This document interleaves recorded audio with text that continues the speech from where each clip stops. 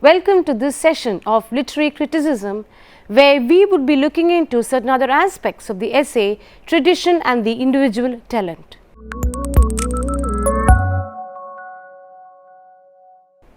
We begin with the classification of Eliot's essays. Eliot's critical essays could be classified into two types. First, the essays related to the nature and function of criticism in various genres of literature. This would form his theoretical criticism. Second, the essays that discuss his views, opinions or arguments related to individual authors. This category includes Eliot's practical criticism that provides evidence of his critical methods. Significant among the essays that deal with individual authors are Hamlet and His Problems, On Milton, The Metaphysical Poets and 18th century poetry and poets, to name a few. His achievement as a practical critic is a result of his sincere revaluation of poets like Marlowe, Johnson, Donne and many others. The metaphysical poets were hardly appreciated by scholars until the publication of Eliot's prominent essay appreciating the achievement of the metaphysical school of poetry. Renewed interest in learning metaphysical poetry and the revival of studies on Ben Jonson and Dryden are of permanent value for literary studies. Let's now look into some of his prose writings. In his lecture to criticize the critic, delivered at Leeds University in 1961, Eliot divided his prose writings into three periods. During the first period, he was writing for journals like The Egoist. At this point, the main influences on him were Ezra Pound and Irving Babbitt, his teacher who introduced him to the philosophy of humanism at Harvard University. The second period, roughly from 1918 to 30, was primarily one of regular contribution to the Times Literary Supplement and Athenaeum. The third period was one of lectures and addresses delivered after Eliot had established himself as a leading poet of the age. His first book, The Sacred Wood, Essays on Poetry and Criticism, published in 1920, contains seminal essays like Tradition and the Individual Talent and Hamlet and His Problems, and his thoughts on Marlowe, Johnson and Massinger, as well as his tribute to Dante. Let's look into Eliot's views on tradition. Eliot says that poetry is not the expression of the personality of the poet. He disagrees with the Romantic theory of poetry, which says that poetry is the expression of the personality of the poet. Eliot views poetic process as a complete surrender of personality. He insists on viewing the whole of European literature as a continuity carried over from the past, where each work of the present modifies the past works and in turn gets modified by them. Eliot considers poetry to be organization and not inspiration. Innumerable feelings, emotions and experiences that are stored up in the mind of the poet are fused into new wholes. Perfect poetry can be produced only when there is unification of sensibility arising out of molding of thought and feeling. The greatness of a poem does not depend on the type of pleasure it imparts or the quality of moral progress it brings about, but the order and unity it imposes on the divergent experiences of the poet. A good poem is a perfect organization of experiences. We now move into the importance of tradition as elucidated by Eliot. Eliot's emphasis on tradition, authority and the impersonality of poetry is evident in his essay on tradition published in the book After Strange Gods in 1934. In this essay, Eliot explains that it would be injudicious to hold on to an old tradition or to attempt to establish a new one. Tradition should not be associated with anything unchangeable. It would be disadvantageous to indulge in sentimentality towards the past. Tradition should not be used to assert superiority over the unimportant poets or artists. A sense of tradition is essential to make people realize the association with, I quote him, the same people living in the same place, unquote, which means that artists belong to one community. The conditions of life which produce particular traditions change, and therefore tradition is subject to change. The essential and the inessential, the good and bad in a particular tradition must be distinguished. One must be proud of one's tradition. Tradition must be used intelligently, and changes in the conditions of life must be taken into consideration. This way, the best in tradition can be preserved and transferred to subsequent generations. In the essay Tradition and the Individual Talent, Eliot regards the entire European literature down to the contemporary age as belonging to a single literary tradition. An artist must realize this and strive to become a part of tradition. Tradition is dynamic and continues and lives in the present. When a great work of art is produced, this tradition gets modified to some extent while accommodating this new work. A great poem or work of art can be produced only when the poet or the artist has a sense of literary tradition. Eminent artists modify the existing tradition to a certain extent and pass it on to the future. Let us now look into the influences on Eliot. The anti-romantic attitude in Eliot was due to the influence of Ezra Pound, Irving Babbitt, Paul Elmer More and T.E. Hume. Eliot believed that human nature is essentially impure and finite. Hume rejected the view of man's essential goodness and asserted that for a realization of the original creative work, belief in the original sin was necessary. Hume thought that poetry must recognize its limitation and that it could in no way be a substitute for religion, as Arnold and Pater had tried to prove. Let's move into the influence of the French symbolists and Ezra Pound. Eliot was influenced by the French symbolists and Ezra Pound in his conception of the objective correlative. The symbolists had argued that the poetry cannot express emotions directly. They can only be evoked. Baudelaire maintained that every shade, sound and odor framed an idea of the appropriate emotion, and every visual image had its equivalent in other fields. Mallarmé insisted that poetry was made not of ideas but words, and devoted himself to explore the potentiality of words. Pound defines image as the union of sense and thought. An image is that which presents an intellectual and emotional complex in an instant of time. In The Spirit of Romance, published in 1910, Ezra Pound says that, I quote, "Poetry is a sort of inspired mathematics which gives us equations not for abstract figures, triangles, spheres and the like, but equations for the human emotions," unquote. Eliot's concept of objective correlative is the outcome of this equations for the human emotions as mentioned by Ezra Pound. Let's look into Eliot's views against romantic subjectivity. Eliot opposed romantic subjectivity as he believed that the romantics were led by the excesses of uncontrolled emotional expression. Emotion in poetry must be controlled and depersonalized, as artistic self-effacement is essential for great art.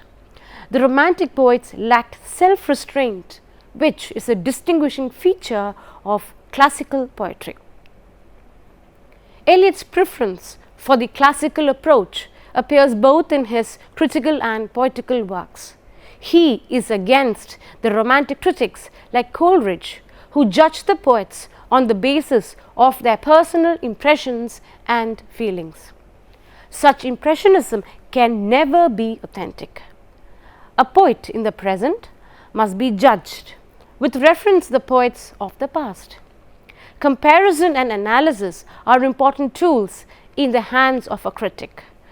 The work of art must be judged with reference to some principles. For example, a critic must determine if a particular poet is capable of depersonalizing his emotions and whether the poetry fuses thought and feeling.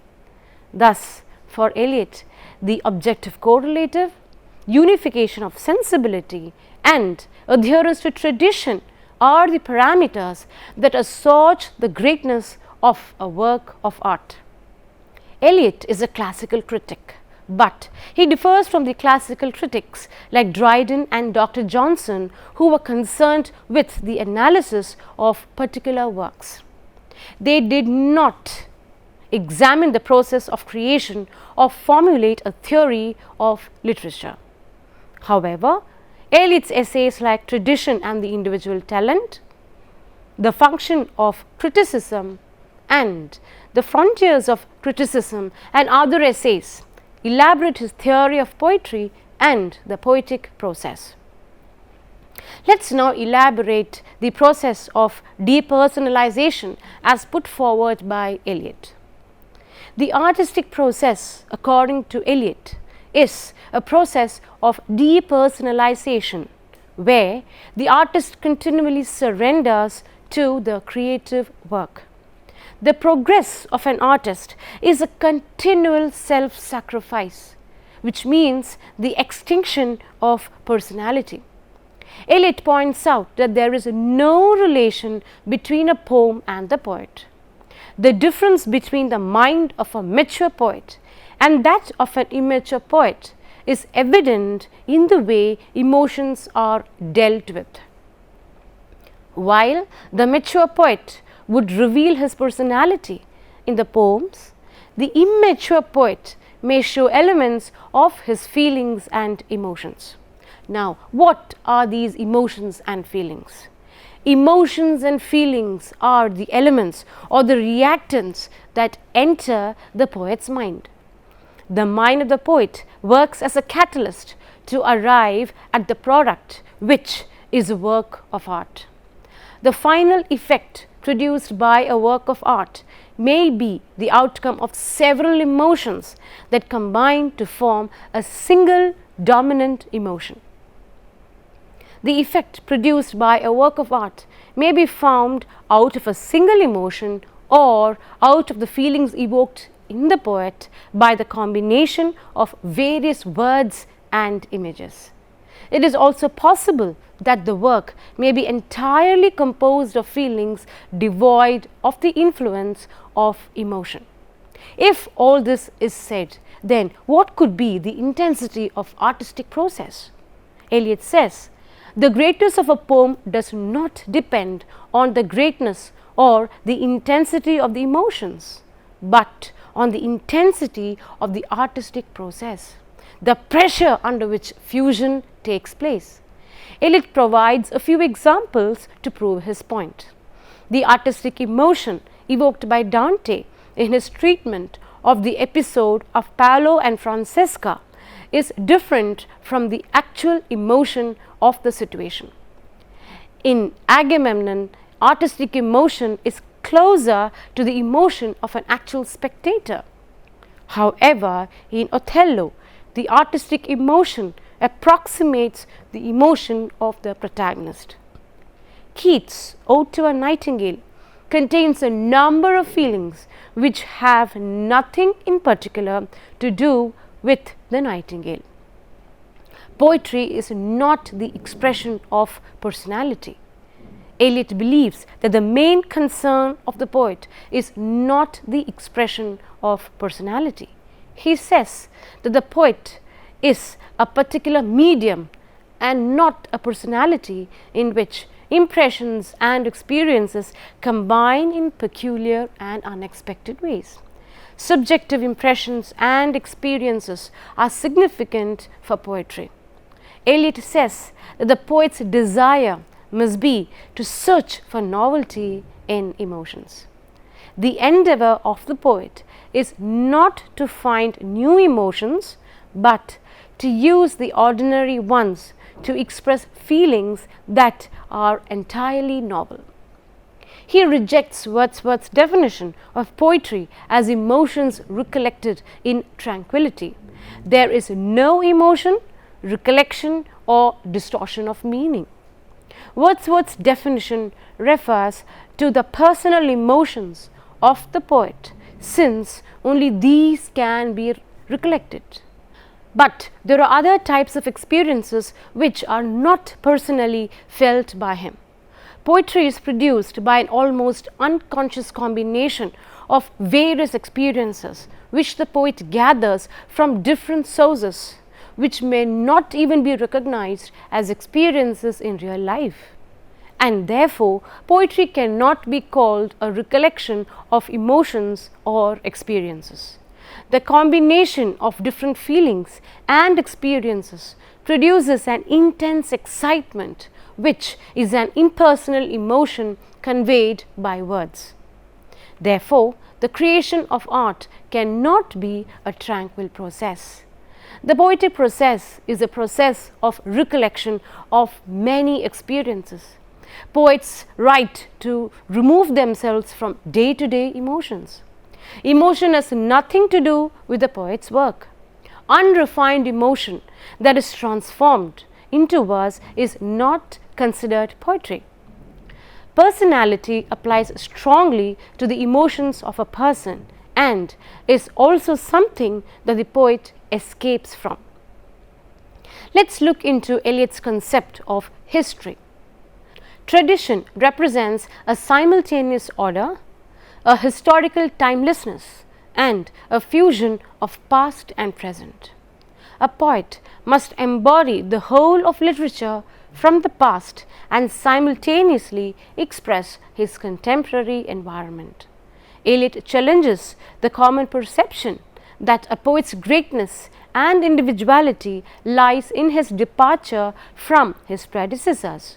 He argues that the most individual parts of the poet's work may be those in which the poets of the past assert their presence forcefully. Eliot claims that this historical sense not only means resemblance to traditional works, but also awareness and understanding of its relation to his own poetry. Objectivity is considered to be one of the main features of Eliot's classicism. Let us understand more about objectivity. To consider a poem to be an objective entity is the distinguishing feature of Eliot's classicism. He strongly believes that it is only through genuine impersonality that the expression of personal emotion can be removed from poetry. Eliot objects to the use of art for interpreting life or consoling the individual because it leads to the expression of personal emotion in art. If emotion is to be made fit for poetry, it must be objectified by sensibility in the form of feelings expressed through the exact objective correlatives. He does not mean that personal life is to be depersonalized, but that it should be given a universal force. Eliot's views are explicit in his poems The Wasteland, Ash Wednesday, and Four Quartets. Eliot described himself as, I quote him, a classicist in literature, a royalist in politics, and an Anglo-Catholic in religion, unquote, in his book For Lancelot Andrewes, Essays on Style and Order, published in 1928. He supported order and discipline, authority and tradition, and organization and pattern.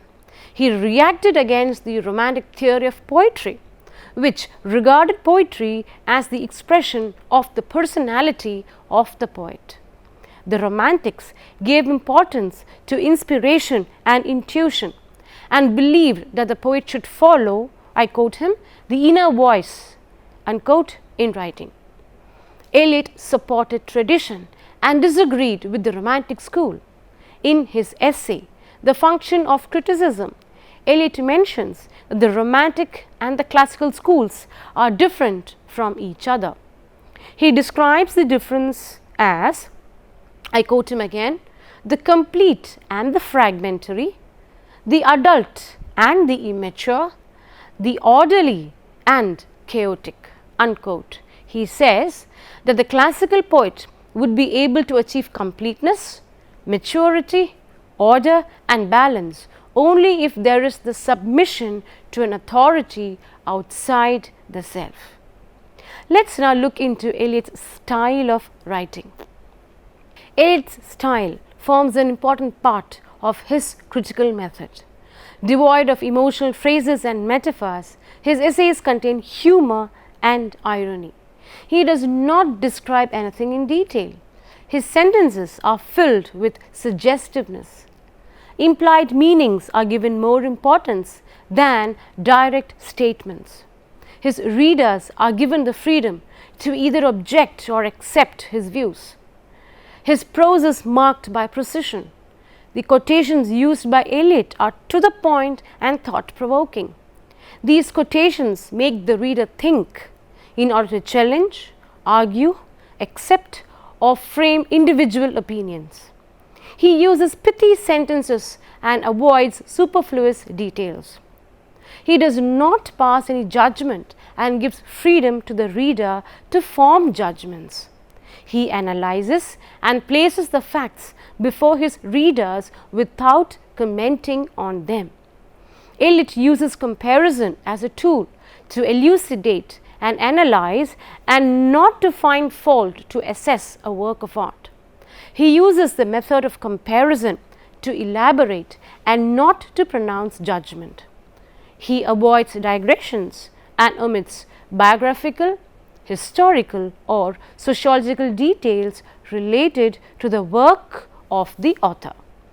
His sincerity and integrity in making comments is commendable.